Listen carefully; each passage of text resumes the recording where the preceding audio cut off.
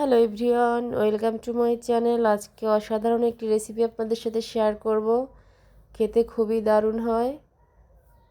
চলুন রেসিপিটা শেয়ার করি কথা না বাড়িয়ে। তো প্রথমে আমি এখানে কাঁচা টমেটো কেটে নিচ্ছি, দেখতেই পাচ্ছেন। আমি 5-6টার মতো টমেটো নিয়েছি। আমি এরকম করে সাইজ করে কেটে নিয়েছি।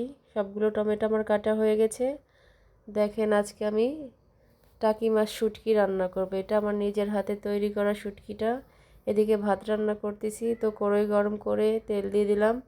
দিয়ে দিচ্ছি কালো জিরা, রেগুলার রান্নার জিরা, 2টা শুকনো মরিচ ফোড়ন। এখন গোটা পেঁয়াজ দিয়ে দিয়েছি, একটু ভেজে নিয়েছি। দিয়ে দিচ্ছি সরিষা বাটা, কাঁচামরিচ বাটা, রসুন বাটা, আরও 3টার কাঁচামরিচ দিয়ে দিলাম।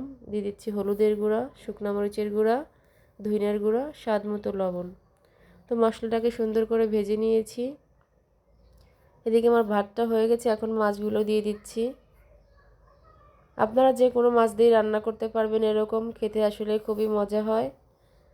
বিশেষ করে পেঁয়াজগুলোর জন্য বেশি মজা হয় খেতে। তো এখন আমি টমেটো দিয়ে দিলাম, সাথে কিছু পেঁয়াজের কলি দিয়েছি কেটে। একটু নাড়াচাড়া করে মশলাটাকে মিশিয়ে আমি ঝোলের পানি অ্যাড করে দিব। তো দিয়ে দিচ্ছি ঝোলের পানি। আমি 10 মিনিটের মতো রান্না করে নিয়েছি। এখন দিয়ে দিচ্ছি ধনিয়ার পাতা।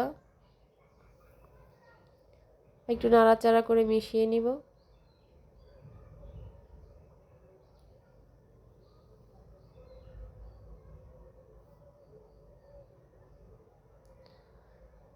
তো আমার রান্নাটা হয়ে গেছে, দেখতেই পাচ্ছেন রান্নার ফাইনাল লুক।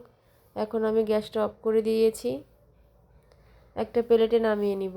তো একটা প্লেটে নামিয়ে নিয়েছি, দেখতেই পাচ্ছেন রান্নার ফাইনাল লুক কতটা লোভনীয় হয়েছে। এভাবে রান্না করলে আপনি মশলা দিয়েই 1 প্লেট ভাত খাইতে পারবেন, খুবই মজা হয়। চলুন একটু সার্ভ করে দেখাই আপনাদেরকে। গরম গরম ভাত, সাথে সরিষা টাকি মাছ ভোনা, খুবই দারুণ হয়। দেখেন পেঁয়াজটা কতটা সফটভাবে গলে গেছে। পেঁয়াজটা দিয়ে আপনি 1 প্লেট ভাত খাইতে পারবেন।